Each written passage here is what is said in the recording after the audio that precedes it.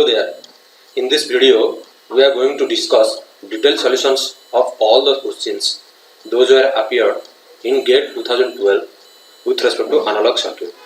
These are the question numbers you can find in GATE 2012 paper pertaining to analog circuit. We will discuss solution detail of each and every question one by one. The first question is question number 1. In this question, the current IB through the base of a silicon NPN transistor is given, which has a DC value and a sinusoidal component. What we have to find out? We have to find out the small signal model RPi resistance, that is the base resistance, internal base resistance as we called. We have to find out the RPi value at 300 Kelvin. So this is basically the small signal model of that circuit that is given. Now, as we know, this RPi, that is the base resistance, internal base resistance, is nothing but HIE. In hybrid model, the HIE value is equivalent to RPi value, which is nothing but beta RE. In RE model, it is same as the beta RE. If we represent the RE in terms of the thermal voltage Vt, then this is equal to beta into Vt by IE. IE is the DC value of the emitter current. Now for large value of beta, we can assume here the beta value is very large. Then IC is equal to IE, so you can write RPi is equal to beta Vt by IC, and IC is nothing but beta IB. So if you replace beta IB, then we can get the final RPi value to be Vt by IB. So RPi value, so we have RPi value in terms of IB, that is the base current, which is the DC value of the base current. Now if you see in the question, the base current is having two components, one is the DC value and another is the sinusoidal value. So its DC value will be always 1 milliampere, and as far as Vt value is concerned, 300 Kelvin, Vt is nothing but kT by Q. So at 300 Kelvin, kT by Q, if you put, we have the K value, we have the T value, and we have the Q value. K is nothing but Boltzmann constant. T temperature is given 300 Kelvin, and charge of the electron, if you put, we will get the Vt value to be 25 millivolt. As I have said earlier, the IB value is the DC value of the current, whatever the current, total current that is at the base of the silicon NPN transistor is given. So the DC value, IB value is nothing but the DC base current. So DC base current is nothing but this value is the DC value, that is 1 milliampere. So IB value is nothing but 1 milliampere. So if you substitute here, RPi value will get to be 25 ohm. Hence among the option C is the correct answer. Thank you. Next question is question number 8. In this question, a VI characteristics is given. A diode is biased with 10 volt and a 1 kilo ohm resistor is there in the circuit in series with the diode.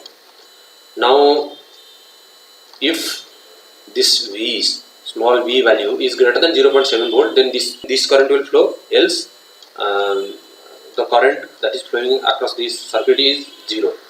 First of all, let us assume that 10 voltage is sufficient to bias the diode in a forward bias region, that is V is greater than 0.7 volt.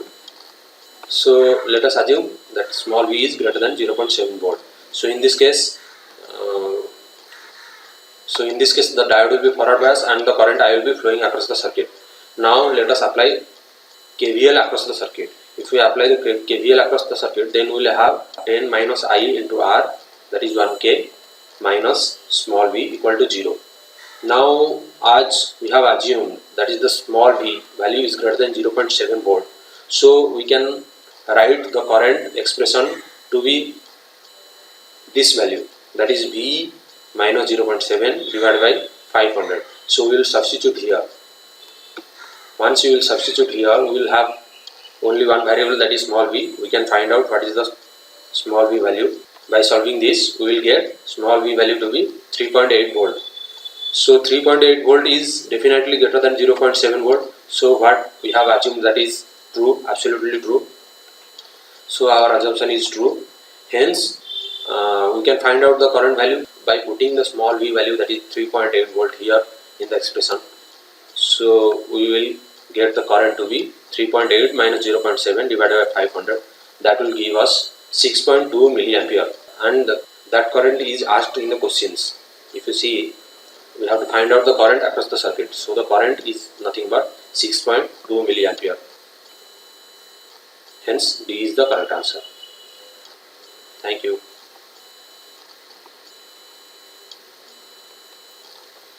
Next question is question number 13. In this question, basically a voltage doubler circuit. If you can see, this is a voltage doubler circuit that is given. It is given in the capacitor, diode and capacitor configuration. So we have to find out what is the voltage at this node. If we see this part of the circuit, is nothing but a voltage clamper. As the diode is pointing towards the downside, so it is basically a negative voltage clamper. So this part is a negative voltage clamper. If we draw the circuit, this is the same part. We have to find out what is the voltage Vt across this. So the input voltage is given to be cos omega t. So we have drawn the cos omega t waveform. So the output waveform will be negative voltage clamper. That is, this total voltage swing will be shifted towards the negative side. So the output voltage will Vt. So the output voltage Vt will become like this. If we see, the value of Vt at omega t equal to 0 is 0. Okay. So Vt value at 0, that is omega t equal to 0 is 0. Vt 0 is 0. And at pi by 2, when omega t is pi by 2, we can see the value is minus 1. And at pi, the value is minus 2. So if we see, at omega t equal to pi by 2, the value is minus 1. If we see these two values, we will try to find out which one is satisfying both the conditions. If we see, only this value is giving minus 1 when omega t equal to pi by 2. When omega t equal to pi by 2, this value is actually 0, so this value is giving minus 1, whereas others are not giving minus 1. So A is the correct answer here. If we also put omega t equal to 0, we will get 1 minus 1 equal to 0. So this condition is also satisfying, this condition is also satisfying. Only A is satisfying both the conditions. Hence, the correct answer is option A. Thank you. Next question is question number 37. In this question, if you see, a CMOS circuit is given. If you see in the question, it is given electron and hole mobilities are equal and they are equally sized. That is mu n COX W by L. That is Kp and Kn value of both the circuits are same. Okay. Now it is also given that M1 is already in the linear region as per the questions. We have to find out what can be the value of V in here. Means there are different ranges are given. We have to find out which one is the most appropriate solution out of these four. So if you see the transfer characteristic of CMOS, it will be looking like this. As you can see, the PMOS, that is the M1, is already in the linear region. So if PMOS is in linear region, only these two conditions are occurring. So NMOS will be either in off state or it will be in saturation state. That is, M2 transistor will be either in cutoff state or in saturation state.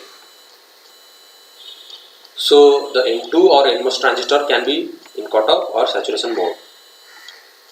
First, if M2 to be in cutoff, then what is the condition? If M2 to be in cutoff, then its VGS value, that is V in minus 0, must be greater than VTN, that is 1 volt. So its VGS is nothing but V in minus 0, as this is grounded. So V in minus 0 should be less than VT. So V in should be less than 1 volt for M2 to be in cutoff. Now let's go for the other condition. M2 also can be in saturation region. If M2 is in saturation region, then we can write the ID current equation for the saturation case. The IDN current will be Kn by 2 Vin minus 1, Kn by 2 VGS minus VT. VGS is nothing but Vin for M2 transistor and VT is 1 volt. So we have this expression, and as M1 is in linear region, so we can write the IDP current. So we can write the IDP current in case of linear region. The current expression will be like this, that is Kp by 2, its VGSP. VGSP is nothing but Vin minus 5 volt minus VTP. VTP is nothing but 1 volt and it will be negative for PMOS, so minus 1, and whole into 2 VDSP minus VDSP whole square. So by rewriting we will get this expression. Now coming to VDSP value. VDSP value is nothing but VD minus 5 volt. Okay, so VDSP value is nothing but VD minus 5 volt. Now if we see the transfer characteristics, when the NMOS is in saturation region and the PMOS is in linear region, then this is the case. In this case, the output voltage, that is the VD, will be much closer to the VDV, that is the supply voltage 5 volt. So this VD voltage we can assume to be much closer to 5 volt. Let us assume VD to be of 4.9 volt approximately. Then our VDSP value will become minus 0.1 volt. Now we will substitute this VDSP value in this expression. Okay. So the IDP will be looking like this.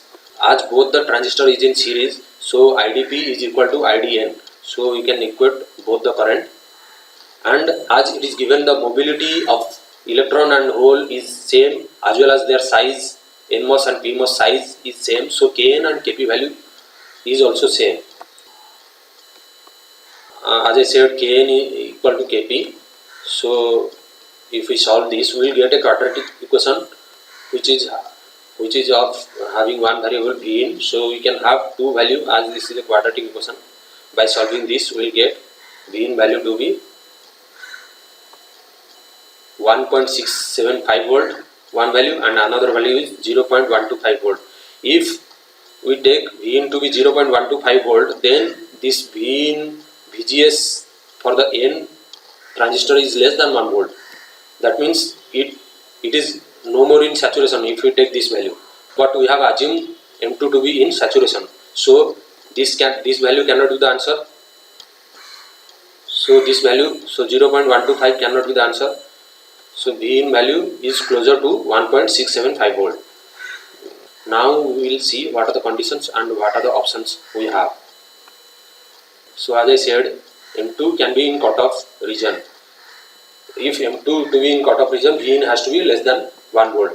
If we see among the options, these two options are having range. These two options are having range greater than 1 volt, so we can easily eliminate B and C options. Now M2 also can be in saturation region. For M2 to be in saturation region, Vin will be much closer to 1.675 volt. So if we combine these two, Vin will be approximately less than 1.675 volt. So by this common reference, we can eliminate option D also, because Vin range is given from 0 to 5 volt. So we can eliminate option D also, and hence we have left with option A. So option A is the correct answer.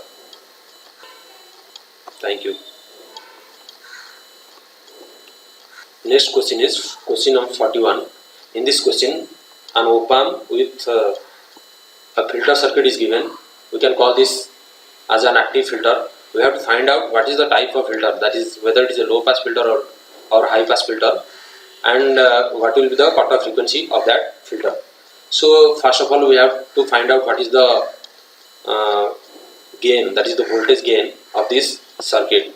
So the voltage gain, if we represent in the Laplace domain, the output voltage by input voltage will be equal to Z2 by Z1. Z2 is nothing but R2 and Z1 is nothing but R1 plus 1 by CS. Hence by solving this, we will get minus R2 CS divided by R1 CS plus 1. If you take the magnitude of this HS value, then we will get the expression in terms of omega. So this is the value.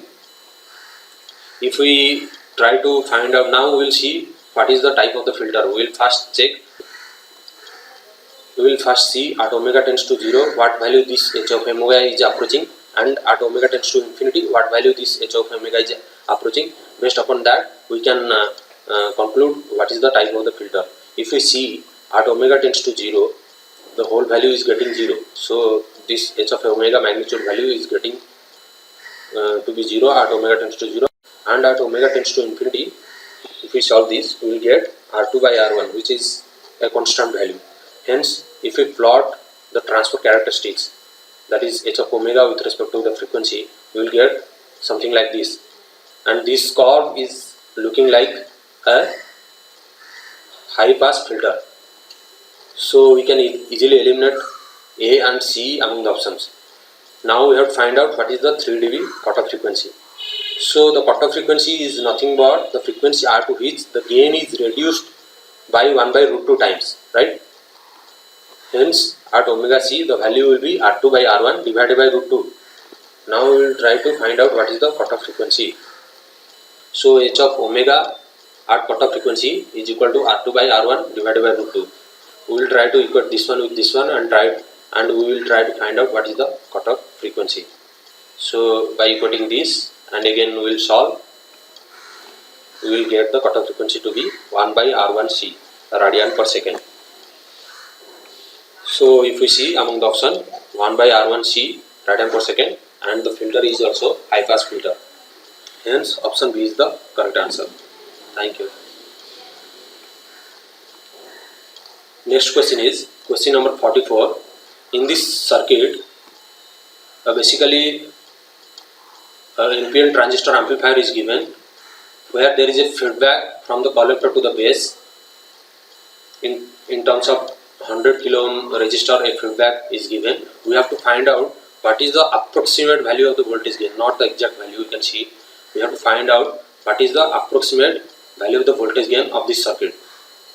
To find out the gain of this type of circuit, we have to go through first Miller theorem. What Miller theorem says, if a resistor is connected from the output to input across an amplifier, then we can represent the circuit as input resistance and output resistance, and these input resistance and output resistance will be in terms of this resistance and the open loop gain, that is A0. So A0 is nothing but the open loop voltage gain, and this R input resistance will be equal to R by 1 minus A0, that is the open loop voltage gain. Similarly, output resistance will become R A0 divided by A0 minus 1. If the gain is very large, then this A0 minus 1 will be very close to A0, so the R output resistance will be much closer to the R, that is the same value as this R. Now what we have to approach to find out the overall voltage gain? First we will try to find out what is the open loop voltage gain A0. Okay, that is the gain without feedback A0. We have to find out what is the A0 of this circuit. Then we will try to close loop gain, that is the feedback gain, the overall feedback gain AB. We have to find out after that. Okay. Now coming to find out what is the voltage gain A0, that is when there is no feedback. In this case, the gain will be simply as the normal formula, that is minus HFE RC divided by HI. RC is 12 kilo ohm. HFE value of the circuit is given to be 100, that is the same as the beta value, and HI is nothing but beta RE, and RE you have to find out from the circuit. So HFE is equal to 100, HI is equal to 100 times RE, RE is equal to 50 by IE. IE is nothing but the DC bias current. For DC bias current, all these small signal voltage will be eliminated. So we have only this circuit present. So if we apply KVL across these, we can get the value of IB. So the value of IB is nothing but 13.7 minus 0.7 divided by RB. RB in that case will be 100 kilo ohm plus beta plus 1 RC, 100 plus 1 into 12. So we will get the IB value to be 13 by 1312 milliampere, and that will be multiplied with 101 because I is beta plus 1 IB. So that value will be very close to 1 milliampere. So we have IE value to be 1 milliampere. Hence RE value Taking the temperature to be of 300 Kelvin, RE value will be become 25 millivolt by 1 milliampere. That will give us 25 ohm. So RE value is 25 ohm. Now we can easily find out what is the open loop voltage gain. By putting all these value, we will get the open loop voltage gain to be of 480. The magnitude is 480 and actual gain will be minus 480. Okay, now we will try to find out what is the closed loop voltage gain. So we have the open loop voltage gain to be of minus 480. By Miller theorem, we can find out the input resistance to be R by 1 minus A0.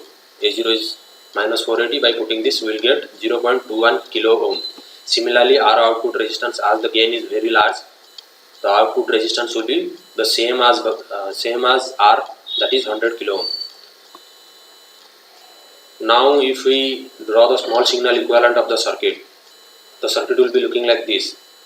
Here the base resistance RS will be there of 10 kilo ohm. RS will be there, and this RI, as I said, the input impedance, the RI will be coming in parallel with HI. Similarly, the RO will be coming in parallel with RC. Now the output voltage is nothing but this HFE-IB, that is the current flowing in the upward direction of parallel combination of this RC and RO.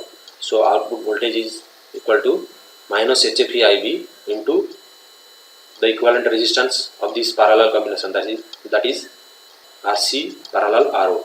Now we have to find out IB in terms of Vs.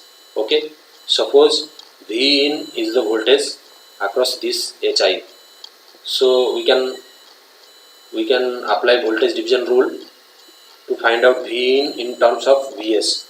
So Vin is equal to Vs into parallel of this divided by Rs plus parallel of this, and IB is nothing but Vin by HI. So IB is nothing but Vin by HI. So if we substitute these two in this expression, we can finally get the output voltage expression in terms of the input, that is the source voltage. So we have the voltage gain will be of this form. This is the exact voltage gain, but in the question if you see, the approximate value of the voltage gain is asked. We will try to approximate this expression here. We have RO equal to 100 kilo ohm and RI is 0.21 kilo ohm. So if we see, RC is in parallel with RO. RO is 100 kilo ohm and RC is 12 kilo ohm. So this RC parallel RO combination will be closer to RC because the smaller value will prevail. In the same way, again here if we see, HI is parallel with RI. RI is very very small than HI. Hence RI will prevail. So the value of HI parallel to RI will be much closer towards the smaller value. That is, this value will be approaching to RI. So we have minus HFE RC into RI, and if you see the bottom, this RI parallel to HI will be much closer to RI, and RI plus RS. RS value is 10 kilo ohm and RI is very very small in comparison to RS. So this whole total value will be approaching to RS. So RS we have here and HI. Now this HFE RC divided by HI is nothing but the open loop voltage gain. So we can express this as A0 into RI by RS. Now this RI is nothing but the Miller input impedance. So what is the Miller input impedance? Miller input impedance is very close to R by the magnitude of the gain. We can express this expression also like this. That is, we have taken the negative part and we have put the magnitude of A0. Now if we substitute this RI value in this expression, we can get the voltage gain to be minus A0 R divided by RS into A0 magnitude. Hence the voltage gain will be approximated to minus R by RS. That is, the closed loop voltage gain is nothing but equal to my negative of this R, that is the feedback resistance, divided by the source resistance, that is RS. So AV is very close to minus R by RS. R is given 100 and RS given 10. So 100 by 10 is nothing but the gain value will be minus 10 value. This is the approximate value of the gain value. Now for analysis, we'll try to find out what is the exact value of the voltage gain. We have all the value, that is RC, RO, RI, everything, every value we have. So now if we substitute every value, we will get the voltage gain to be of minus 8. But in the question, we have to find out what is the approximate value. And if you see in the option, the magnitude of the voltage gain is given, hence the approximate value of the magnitude of the voltage gain, that is the closed loop overall voltage gain, will be equal to 10, as we have found out. Hence option B is the correct answer. This concludes analysis of all the questions those were appear in GATE 2012. If any question is missing or any questions are missing, please let me know so that those questions can be added in this part. If you have any query or suggestion, please let me know. I will be very happy to address those query or issues. See you in the next lecture. Until then, stay safe, stay healthy, and most importantly, keep preparing harder and harder. Thank you.